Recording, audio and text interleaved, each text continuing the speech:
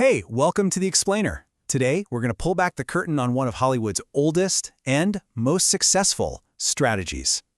Have you ever stopped to wonder why pretty much every blockbuster is about, for young people? Well, it's not an accident, not even close. It's actually a multi-billion-dollar business plan that's been running for over 70 years. Believe it or not, it all started with the invention of the teenager. And this isn't just about movies, folks. This is about how Hollywood discovered a brand new market, built a massive empire on it, and in the process started defining what it means to be cool. For basically everyone. So let's break this down. We'll look at the 1950s when The Rebel was born, then jump to the 80s, the golden age of high school flicks, and finally, the 2010s, when the franchise took over everything. Okay, let's dive into this whole evolution, starting right from the moment Hollywood had its big aha moment. Youth was the future. All right, so let's start with part one. Hollywood discovers the teenager, back in the 50s and 60s. You see, after World War II, this whole new social category kind of just appeared, the teenager. They had their own identity, their own problems, and this is the key part, their own money to spend. And the studios? Oh, they saw dollar signs, big ones. And I'm not kidding about the money. We're talking $10 billion. That was the estimated value of the U.S. youth market back in the late 1950s. That's a staggering amount. This wasn't some little niche audience. It was a gold mine just waiting to be tapped.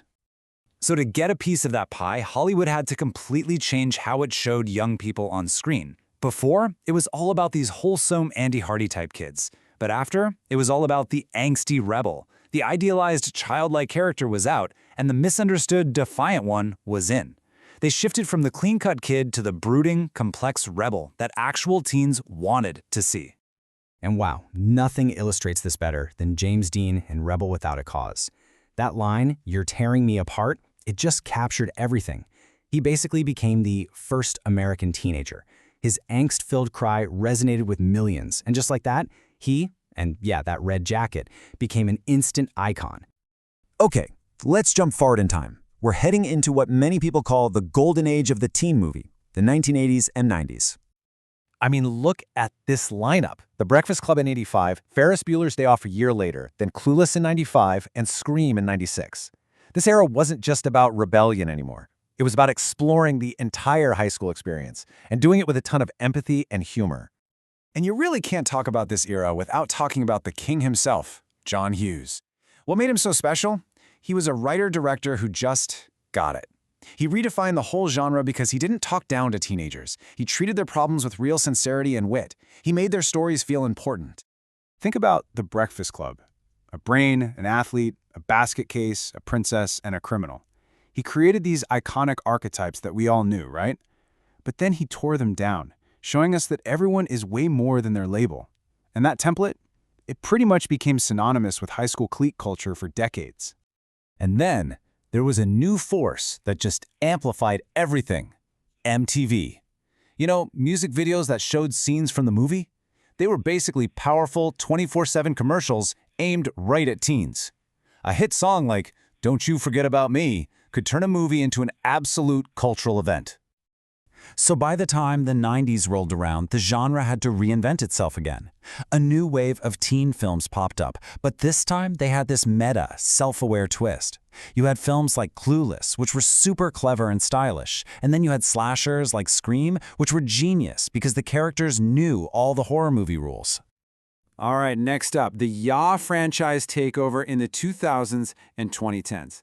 This is where Hollywood's strategy really evolved again. The standalone teen movie, it kind of gave way to the global multi-film franchise. The whole game changed. And just look at these numbers. They're absolutely staggering.